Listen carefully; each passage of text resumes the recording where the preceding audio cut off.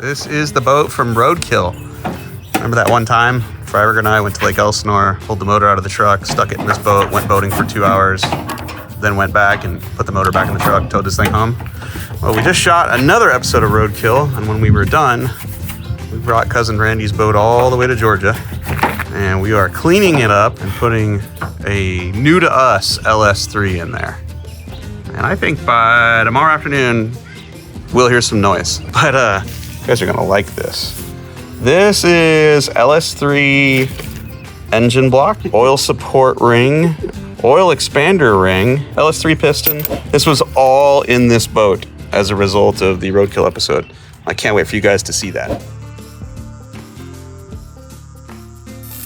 Cleaning's going really well. You can still see some oil residue. Most of the major parts are out of here. Oh, there's another one, I suppose. Maybe shoot on top of the tank too, in case there's pieces of piston. Oh, there's another chunk of piston that just came out.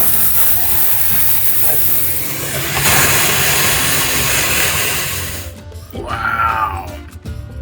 It makes sense because the hole in the block was right about here, so it just launched oil behind it. Just try to shove rags up under there, because we're gonna want to put carpet in here at some point, and we're not gonna be able to do that. We're not gonna be able to do that if 8 years later it's still leaking oil from the last. It's not gonna stick very well. No, not from the last engine blow up. So the wiring is so covered in oil that we've got to cut all the zip ties and then simple green the wires, and then we'll hit it with some of that Tech Flex from Wire Care to protect them. So instead of using 8 million zip ties, we'll just use something a little cooler.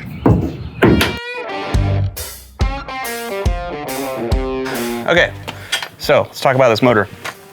This is a aluminum block LS3. It has mast cylinder heads on it. It has a single 4-barrel intake, billet valve covers, shaft rockers under the valve covers. We don't know anything else. We dynoed it at Moe's Speed Shop in the Untitled Nova, and I think it made 700 on like a 200 shot of nitrous. What'd this thing make? Made 485 to the tire NA. And what did it make on the bottle? 719. 719 on about a 200 shot. 740 foot-pounds to the tire. Yeah. So you put that same shot in that jet boat, and that's a legit high 90 mile an hour jet boat. We're gonna start out with a tunnel ram and 2 4s, and I bet this boat will probably go 75, probably 80 miles an hour. Like, it'll be fun. It'll be a lot of fun. And then, you know, later on we can go from there, thanks to the joys of nitrous oxide. But for now, I'm gonna strip off the car parts, like this QuickTime bell housing, not using that. When this goes in the boat, it'll just have a front and rear motor plate to mount it into the boat. And then it'll have a flex plate and a PTO type adapter that'll adapt the rear of the crankshaft flange directly to the drive shaft to the jet drive. So we don't need any of this heavy stuff anymore. So out it comes, and one day, maybe we'll find a replacement LS3 to put back in the attempted Murder Nova, but the odds are good that car is not gonna run the rest of the year. All right, so this is an Sfi Bell Housing. It has a mid plate here that doesn't bolt to the vehicle at all. What it does is contain the bottom half of this. And so you've got to remove all of these bolts along the bottom, which are 3/8/16 with a nut and a hex head bolt. You got to take all those out in order to separate the bell housing from the mid plate. The mid plate is behind flywheel and clutch, so that stays on there. This comes off, then that gives you access to the clutch bolt. Okay. Bingo. All right, now the clutch comes off. These look like 8mm ones. Yep.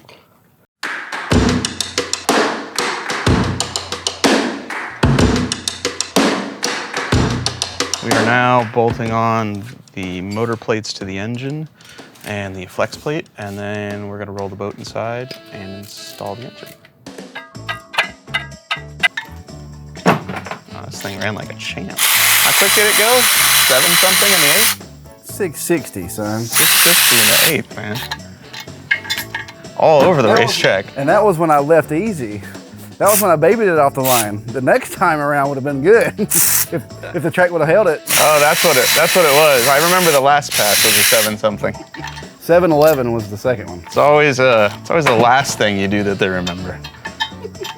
Forgot Forgot all about that 6-second 8 mile pass. I remembered the 7-second, which was the last one you made. Where it spun the tires half track.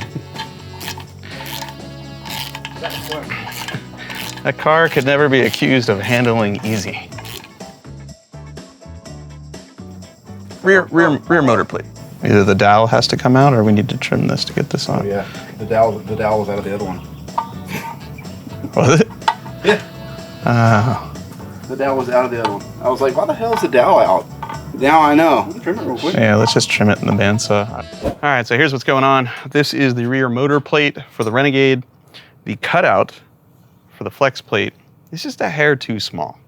It's about, I'd say, 3/16 of an inch too small in diameter, so it doesn't want to go past the flex plate, which means it needed to go on before the flex plate went on, but I'm not taking the flex plate off. We've already, Loctited the bolts.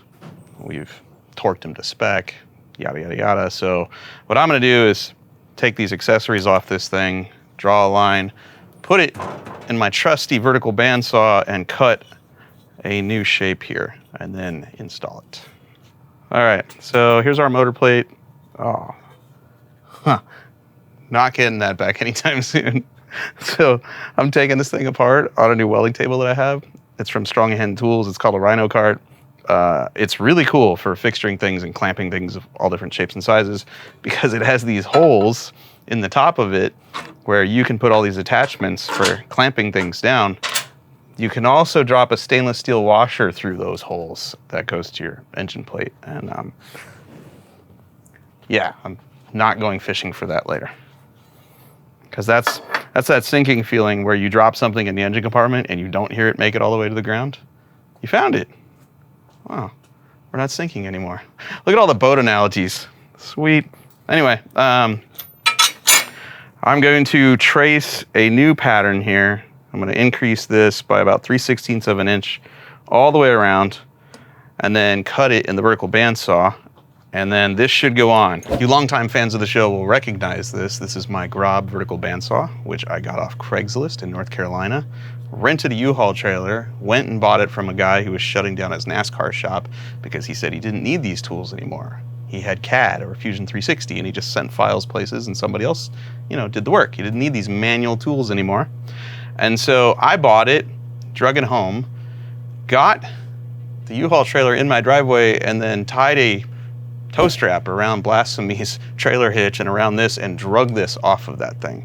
If you haven't seen it, go way back to the very beginning of this channel and you can watch that. Now let me demonstrate the awesome power of the Grob vertical bandsaw. By the way, when cutting aluminum, it helps to lube the blade. This is Lennox Lube Tube. I bought this years ago, probably 10 years ago, and I still have this much left. You can just bar soap. You don't even need this. Like, I prefer Irish Spring because, Finnegan. But whatever, Irish Spring, Dove, if you're a Dove kind of guy, I'm not gonna judge you. It works, All that matters is that you lube your blade. You don't wanna clog it up. You wanna be able to keep going, No friction. Engage.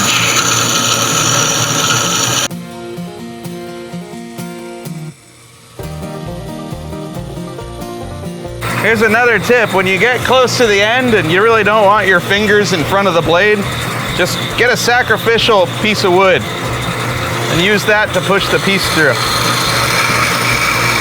I learned that from MRC Fab, one of the guys who used to work there. In fact, he made this sacrificial piece of wood. That's how long I've had it.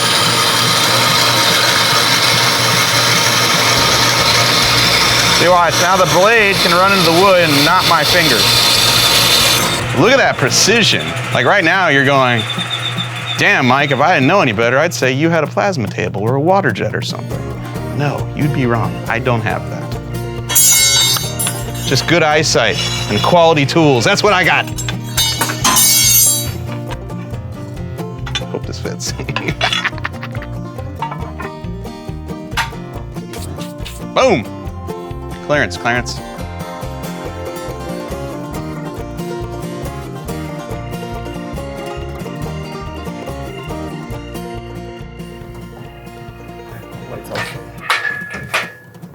Something's going on. This oil pan hits the bottom of the boat. Jack it up quick.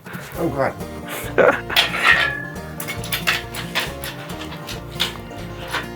we need the oil pan off the blown up motor, and hopefully it's not blown up, or we need to overnight an oil pan. So I guess tomorrow we find out what happened to the old motor. And hopefully the pickup tube and windage tray isn't completely destroyed. Yes. I don't like this oil pan anyway. It's way too small for a jet boat. Well, everything happens for a reason. Yeah, that's probably what that is it's like you would have blown this motor up with a 5-quart pan, you know?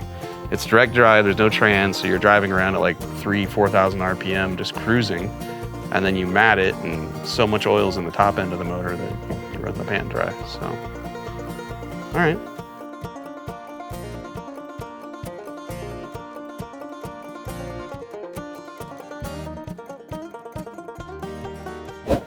So last night, we're trucking along.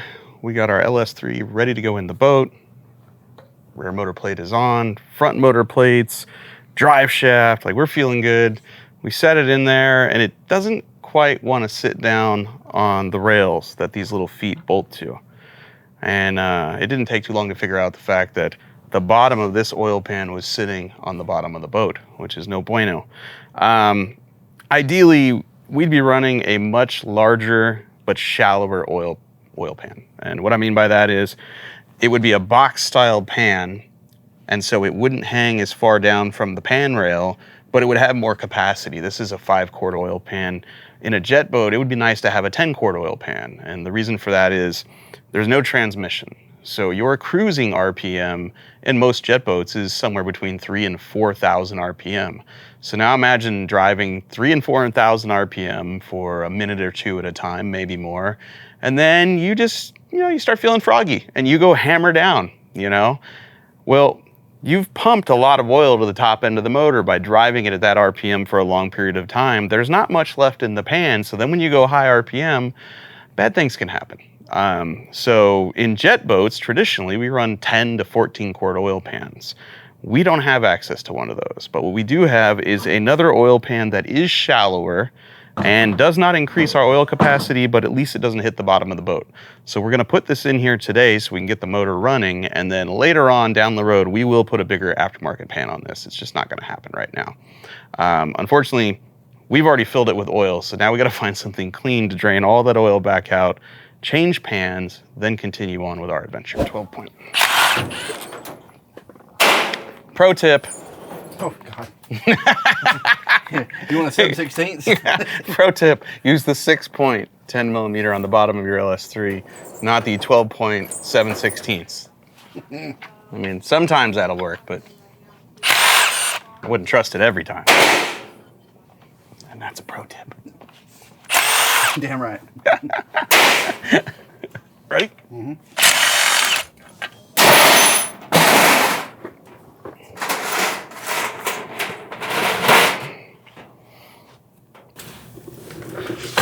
No, she is not stock. She is not stock. That is so awesome. Damn, it has CP pistons, dude. Look. Is that for weight? It's been balanced. Yeah. But dude, it has CP pistons. What kind of rods are those? This is so cool. I don't know, but it's nice. It's not stock at all. Dude, somebody built this thing. Oh, yeah. Wow. If only we knew what the ring gaps were. Oil pan is off. We took the opportunity to look up inside the engine, trying to figure out what this thing is, because we don't know the history of this engine. We bought this used from a guy named Steve Shaw, who's no longer with us. He said it was built, but we didn't know exactly what that meant. So far, we've only taken the valve covers off this and the entire time we've owned it, and found Jezel shaft rockers underneath there, which is a great sign. But we had no idea what was in the bottom end. Now that we have the pan off, we've discovered it has a nice set of CP forged pistons in there and a set of Molnar connecting rods. We don't know what the ring gaps are. We don't know what the compression ratio is. We were able to get a number off the piston, which I have emailed to the guys at CP to find out. Maybe they can tell us compression ratio we could have with a set of mast heads and those pistons. Again, we don't know what the ring gaps are, so we don't know how far we can beat on this thing, but it is full of really good parts. So we feel good about buying this, and we're gonna do our best not to wound it. So next step will be put the new oil pump pickup on, the new windage tray, the new pan, stab it in the boat, take the single 4 off of it because we have a tunnel ram and it's a jet boat. They look cooler with tunnel rams, and obviously that tunnel ram will make a little bit more power. I don't care who you are. They're usually good for 20 to 30 horsepower minimum over a really good single plane intake. And so we're gonna do all of that. I don't know if we'll get it started today because now we're really far behind, but we're definitely gonna try. I've been calling this an LS3 because I had seen a gray sensor on the side of the engine block, which goes to the reluctor wheel, which tells the computer or ignition system that you're running what position the crankshaft is in. Now, the gray connector in the side of the block usually indicate it's a late model motor with a 58X reluctor wheel. The black connector is usually an earlier model block, Gen 3 LS, which would have a 24 tooth reluctor wheel. However, Newbern noticed that although this does have a cam sensor on the front timing cover, which also indicates a later model motor, it has one sitting here in the top of the block, which would indicate an early model motor. So what we're guessing has happened here is somebody used an early model LS6 block, I'm guessing, but a later model crankshaft with a 58X wheel, and probably put a later model timing cover on it. You know, there's nothing stock about this, so who really knows? So is it an LS2? Is it an LS3? Dude, I don't know. It's badass. That's all that matters. It's a badass LS engine that is going to make that Rogers jet boat really fun to drive. One last thing before we put our pan on. We reinstalled the windage tray that was on there. It looks like it is going to clear the new pickup. And before we put the pan on, we want to verify the depth between the pickup and the bottom of the pan.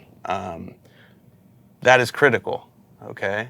If you have too far of a gap between this and the bottom of the pan, at low oil levels, it can suck air and cavitate the oil pump. If you bottom this out on the pan, it might not pick up any oil because it needs to pick it up from right here. So what you're looking for is an air gap of about 1/4 of an inch. I don't like to run any more than that. So what we're gonna do is use this square, and we're gonna go off the pan rail with the gasket to this point right here, and then we can measure from our new oil pan rail here down to the bottom of the pan. The difference in the measurements is our air gap. On the pan rail now. That's basically square. Okay, there you go. All right, so now, if I flip it the other way, lay this on the rail of our oil pan, this should be no more than 1/4 inch off the bottom of the sump area. So let's go over there and measure that. This part, which is the furthest from the pan rail, is still 1/8 of an inch off the bottom of the oil pan. This is sitting at an angle, so as you move over, this is off the pan by plenty of clearance. So I'm calling it good. We can now bolt our pan on. Awesome.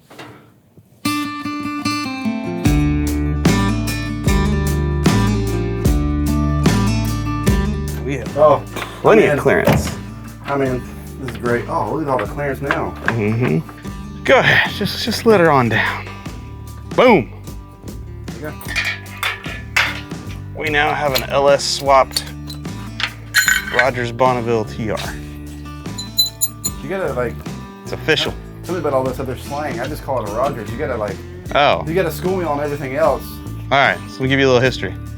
I don't know if there's another Rogers Bonnevill TR that's been LS swapped.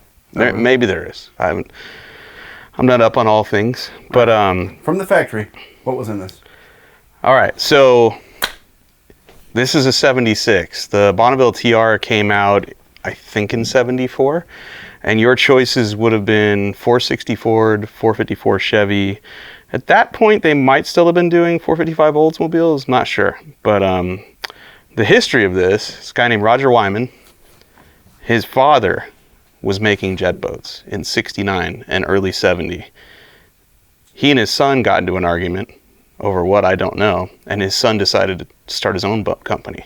So there was a Wyman Custom Boats, and then there became a Rogers Custom Boats. Rogers was his son, Roger Wyman. His father stopped making boats pretty early on, like I think by 70, 71. And so Roger comes out with a boat called the Cyclone, which is the boat my parents bought brand new in '71. It's a boat I spent 30 years riding around in. Wow. And it was a V-bottom jet boat, 18 foot long, so it was shorter than this, and it had a deeper V. And it was like a little stunt boat. Like, it wasn't fast, but, dude, cornered like you would not believe. Really? Mm-hmm. Yeah. And then he made the Super Cyclone, which was a stretched version of that original V-bottom he had. It had a flat deck, and it was about a foot longer.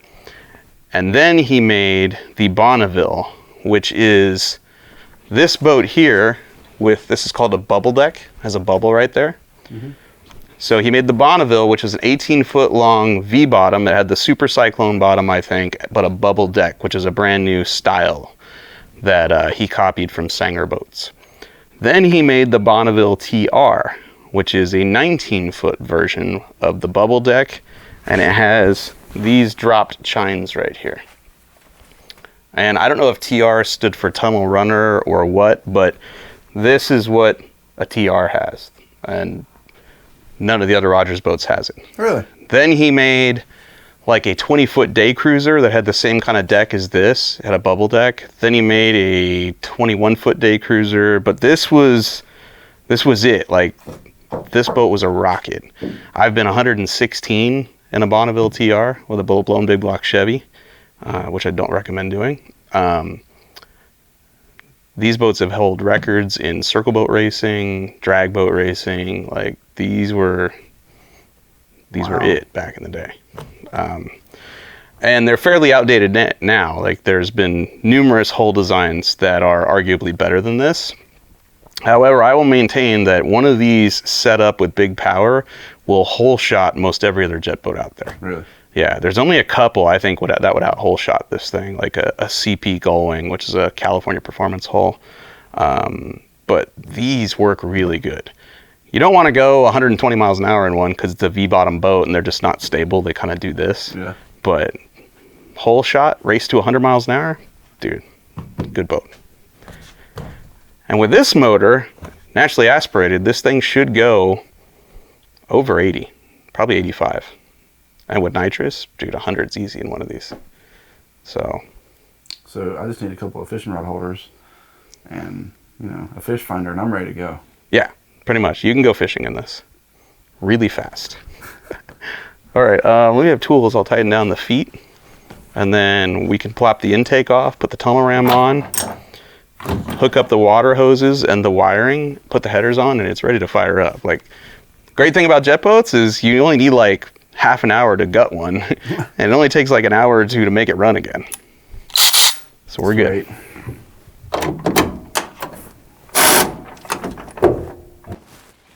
So these are Mast Motorsports Black Label rectangular port heads. You need some. Wow, these are CNC ported, dude. Really? Yeah, they're beautiful. Absolutely beautiful. Oh my goodness. Yeah. I need an Allen wrench to get these out. Wow, it's got head studs too. Mm-hmm. Damn. She's bad. She real bad. So we spend a short period of time with you getting used to driving it, and then it needs spray. It'd almost be a shame not to spray this when it has this motor in here. We put the place diverter nozzle on a timer, put the spray on a timer, get the hole shot just perfect. Where as soon as it comes out of the hole, the nitrous turns on, just bang, dude, you're gone. And then you go saw fools off. We are about to install a Holley high ram to replace that Edelbrock single 4-barrel intake. A, because it looks cooler, it's bigger. And B, it also will run better. But here's a couple of tips for you. The high ram comes with these studs. Got to be careful when you install them. There are 2 different length threads here. Short side should go into the cylinder head. However, you still need to be careful because not all of the holes in the heads are blind. On this particular set of heads, these are Mast Black Label heads. The corner, so passenger side front corner is not blind, driver side rear corner is not blind. Why do we care? Well, that's how far the stud goes into a blind hole, right there, right? Should go in that far. When you go here, it'll go in that far. If you install the long side of the stud here, and accidentally threaded in way too far, you can actually run this into a push rod, which will bend it, scrape it, send metal into the oil. Don't ask me why, but apparently I've done that before. So, short thread side down, and be careful how far you thread it in. There's your tip. And also use a tunnel ram because like guaranteed more power. Saw it on Engine Masters.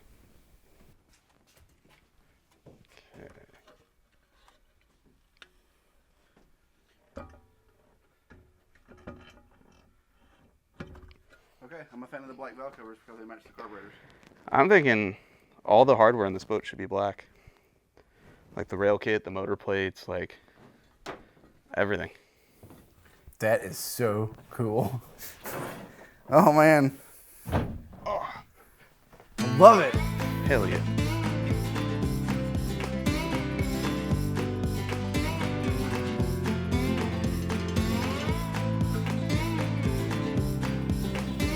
All right, what's what here? I don't remember. Try ignition. Oh. I think that might have been the bilge pump. Let's see. Come on, baby, pick up some fuel. Okay, hold on. It's closed. It is closed. It's hard to pick up fuel. Especially when the valve's closed. Yep. Okay. Try now. Oh, there we go. So the back bowl, these bowls over here, it's not in the middle. I don't even see it. It's either high or too low. Okay, It's too high. These two are low. Yeah, those ones are too high. And these ones are too low. Now we're almost at 8 PSI. Go ahead and fire it. What's what here? With ignition? Yeah. Flip it up and hit the start button.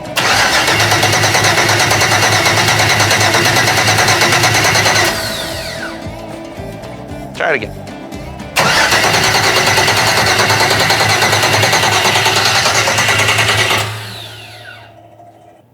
Okay, ready? Mm-hmm.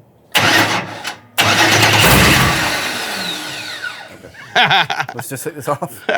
Hook a timing light and it fires right up. It's like, hold on now, I'm ready to go.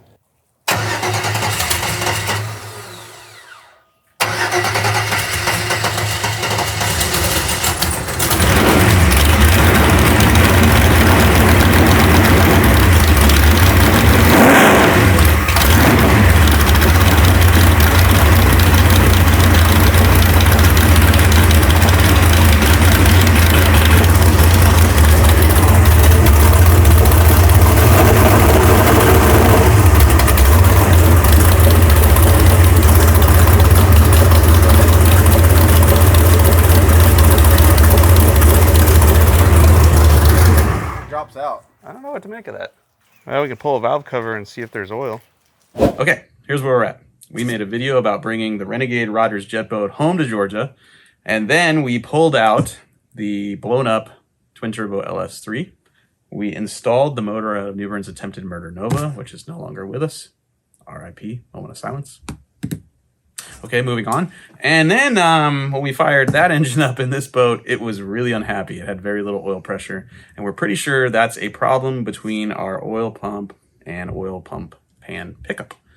It's a lot of P's. We're going to fix that problem right here, right now. We have ordered a larger capacity oil pan. This looks nothing like most oil pans for an LS motor because that is a full-length sump. This will not fit in a car.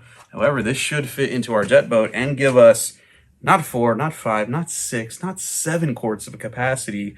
This will give us 10 quarts of capacity, which is good in a jet boat. And here's why.